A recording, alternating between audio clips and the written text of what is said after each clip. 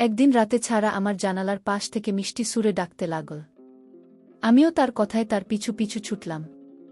কিন্তু যারা আমার সাথে এক অন্ধকার রাতে তার বাড়িতে নিয়ে আমার সাথে যা করল তা শুনলে তোমরা অবাক হয়ে যাবে।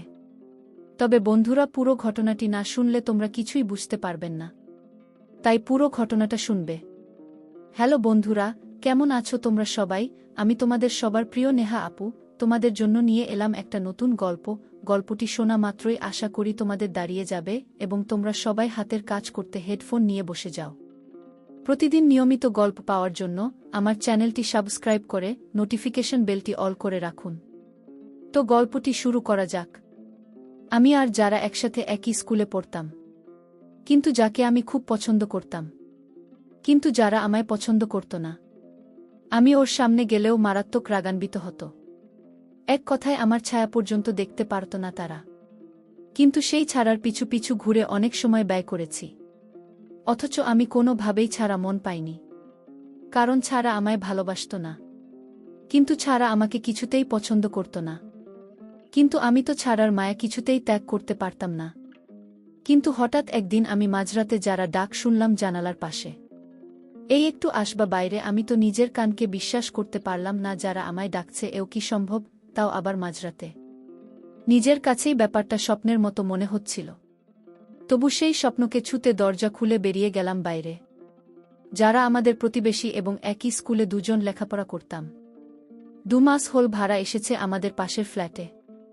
আমি খুবই ভদ্র টাইপের ছেলে, 2 সেকেন্ডের বেশি কোনো মেয়ের দিকে তাকাতে পারি না। যারা দিকে 10 মিনিট তাকিয়ে রইলাম।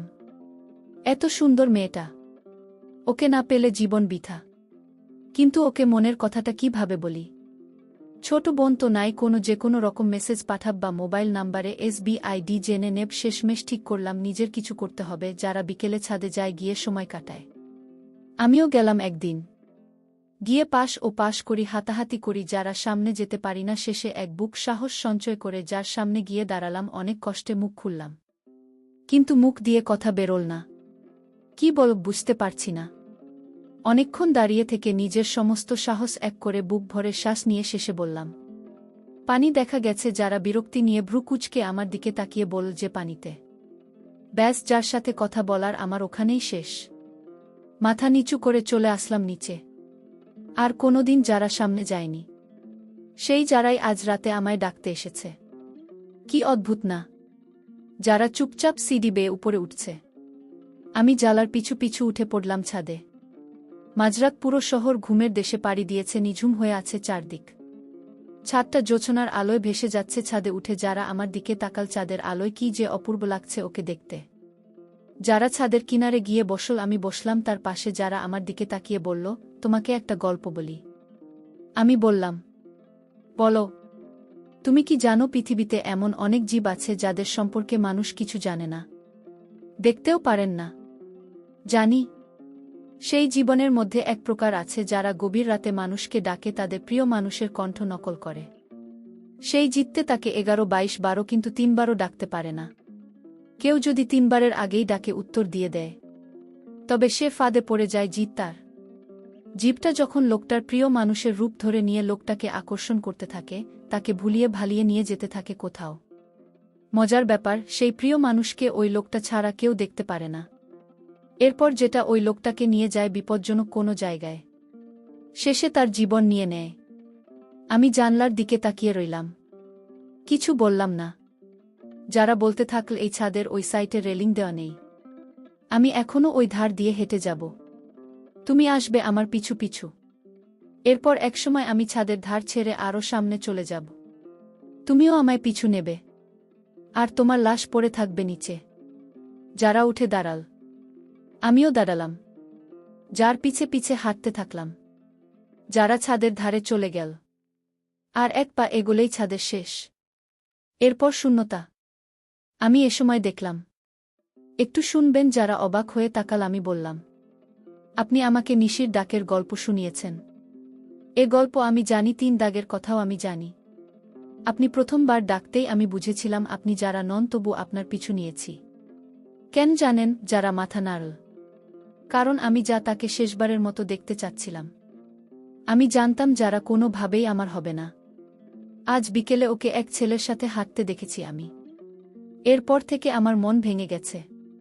আমি চাইছিলাম একবার, শুধু একবার যার সাথে কথা বলতে। আপনি ডাকতেই আমি বুঝলাম সে সুযোগ আমি পাব। হোক নকল জ্বালা, তবুও জ্বালাতো। আমার আর দুঃখ নেই। আপনি এখন যেখানে নিয়ে যেতে চাইবেন আমাকে, আমি সেখানেই যাব। যারা অবাক হয়ে তাকিয়ে রইল আমার দিকে। এরপর উধাও হয়ে গেল। এরপর থেকে প্রতি রাতে যারা আসে আমার কাছে মিষ্টি করে থাকে। আমি এক ডাকেই তার পিছনেই ছাদে বসে সারারাত গল্প করি আমরা। ভোরের আলো ফুটতেই যারা বিদায় নেয়। আমাদের রাতগুলো এভাবেই কেটে যায়। আমি তো যার জন্য পাগল হয়ে গেছি। কারণ ছাড়া কথাগুলো শুনে আমার কিছুতেই মন মানছে না। আসলে কি এই যারা, এই রহস্য আমায় জানতে হবে।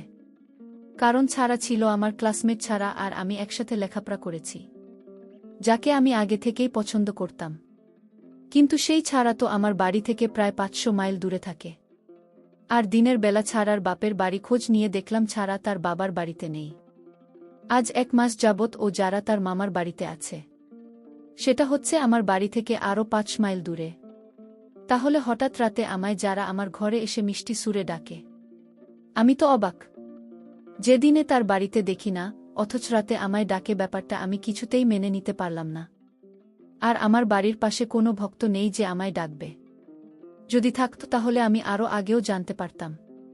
কিন্তু যারা আমায় প্রতি রাতে জানালার পাশে ডাকে, বিষয়টা আমার কাছে অদ্ভুত মনে হল। এটা কি জ্বালা না অন্য কিছু, আমি কিছুই বুঝতে পারছি না। নাকি আমি স্বপ্ন দেখছি? আমি নিজের হাতে নিজেকে ছুঁয়ে দেখলাম। না, আমি তো স্বপ্ন দেখিনি। আমি যা দেখতে পাচ্ছি, ছাড়া আমায় জানালার পাশ থেকে ডাকছে। আসলে কেই ছাড়া? এ রহস্য না জানা পর্যন্ত আমার মনে কোন শান্তি আসবে না। আমার মাথায় কোনো কাজ করছিল না। কি করব বুঝতে পারছিলাম না। তারপর মনে মনে সিদ্ধান্ত নিলাম, যারা যদি আমায় ডাকে তাহলে আমি তার পিছু নেব। আমি ঝাল আর পিছু পিছু যাবে, শেষ আমায় দেখতে হবে। কারণ যে মেয়েটা আমায় পছন্দ করে না, অথচ সে মেয়েটাই আমাকে মিষ্টি সুরে ডাকে। তার পরদিন রাতে যখন আমি ঘুমাতে গেলাম, তখন আমার কিছুতেই ঘুম আসছিল না। সারাক্ষণ শুধু যারা চিন্তা মাথায় ঘুরপাক খাচ্ছিল। কিন্তু এই রাতে যারা আমায় ডাকল না, এটা আরও অদ্ভুত ব্যাপার হতে লাগল। আজ আমি সিদ্ধান্ত নিলাম যে আজ ছাড়া আমায় ডাকলে তার পিছু নেব। অথচ আজ আমায় ছাড়া ডাকল না। আমার মাথায় কোনো কাজ করছিল না তখন। এই ভাবতে ভাবতে কখন যে ফজরের আজান পড়ে গেল আমি কিছুই বুঝতে পারিনি।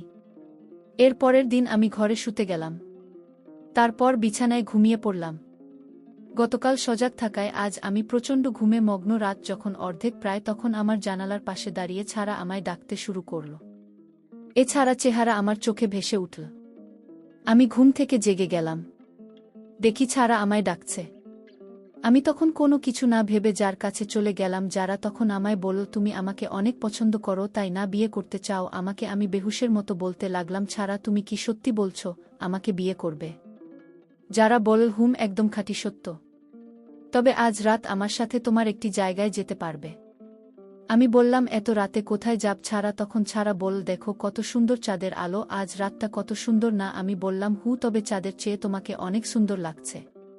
তখন যারা বলল, চলো আমরা আমাদের পুরাতন বাড়ির ছাদে যাই, ওখানে বসে আজ সারা রাত গল্প করে কাটিয়ে দেব। তোমার সুখ দুঃখের কথা শুন। আমি তার কথা শুনে নিজেকে কিছুতেই সামলে নিতে পারলাম না। আমি বললাম, চলো তাহলে। তখন ছাড়া আমায় তাদের বাসার ছাদে নিয়ে গেল। যারা তখন বলতে শুরু করল, আচ্ছা তুমি আমাকে অনেক ভালোবাস তাই না? আমি আমার জীবনের চেয়ে বেশি ভালোবাসি তোমায় ছাড়া। তখন যারা বলল, রাতে তো প্রায় শেষ পর্যায়ে, তাহলে চলো আমরা এখন উঠি। তখন ছাড়া আমার হাত ধরে চাঁদের কিনারায় নিয়ে গেল। তারপর যা থেকে আমি পড়ে গেলাম। তখন ছাড়া বলল, তোরে আমি অনেক নিষেধ করেছি, আমার পিছু ঘুরবি না, তুই আমার কোনো কথা শুনিস না, তাই আজ তোর ভালোবাসার ফল উপহার দিলাম। কতটা পাষাণ হলে এই কাজ করতে পারে কোনো নারী? যারা তখন হেসে হেসে বল, শোন, তোর বাবা আমার ছোট ভাইকে খুন করেছিল, সেটা কি তুই ভুলে গেছিস? আজ তোকে খুন করে আমি আমার ভাইয়ের প্রতিশোধ নিলাম। বন্ধুরা, আসলে ছাড়া কোনো নকল মেয়ে ছিল না। তাকে মারার জন্য সে তার জানালার পাশে গিয়ে ডাকত, তার একটাই কারণ, ছোট ভাইয়ের প্রতিশোধ নেওয়ার জন্য। প্রিয় বন্ধুরা, গল্পটি ভালো লাগলে অবশ্যই কমেন্ট করে জানাবেন। আর নিয়মিত এমন আলাদা স্বাদের গল্প শুনতে ভিডিওটিতে লাইক এবং চ্যানেলটিকে সাবস্ক্রাইব করে সাথেই থাকুন। আর হ্যাঁ, নোটিফিকেশন বেলটি অল করে রাখবেন, যাতে পরবর্তী গল্প সবার প্রথমে আপনাদের কাছে পৌঁছে যায়। ধন্যবাদ বন্ধুরা। ধন্যবাদ সবাইকে।